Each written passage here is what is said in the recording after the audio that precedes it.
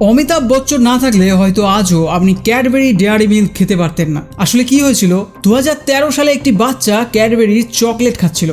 খাওয়ার সময় হঠাৎ সেই চকলেটের ভেতর থেকে একটি পোকা বেরিয়ে আসে, আর এই খবরটি মুহূর্তের মধ্যেই পুরো ভারতে ছড়িয়ে পড়ে। লোকের মুখে মুখে একটাই কথা চলতে থাকে, ক্যাডবেরির চকলেট একদমই ভালো নয়, এর ভেতর থেকে পোকা বের হচ্ছে। এমনকি এই ঘটনার পর মহারাষ্ট্রে ক্যাডবেরির যতগুলো ফ্যাক্টরি ছিল সবগুলোতেই সরকার তালা লাগিয়ে দেয়। এরপর অনেক আইনি প্রক্রিয়া চলার পর ক্যাডবেরি আবার বাজারে ফিরলেও মানুষ আর সেই চকলেট কিনতে বা খেতে চাইছিল না। তখন ক্যাডবেরি ভাবলো ভারতের সবচেয়ে বিশ্বাসযোগ্য মানুষকে। তারপর তারা অমিতাভ বচ্চনকে ফ্যাক্টরিতে নিয়ে যায়, সেখানে তাকে চকলেট খাওয়ানো হয়, পুরো প্রক্রিয়া দেখানো হয় এবং একটি নতুন বিজ্ঞাপন তৈরি হয়। আর সেই বিজ্ঞাপনে অমিতাভ বচ্চন নিজেই বলেন এই চকলেটে কোনো সমস্যা নেই, কোনো পোকা টোকা নেই। আর তারপর থেকেই ক্যাডবেরি দ্বিতীয়বারের মতো ভারতের বাজারে আবার নিজের জায়গা ফিরে পায়। আপনার সবচেয়ে প্রিয় চকলেট কোনটি?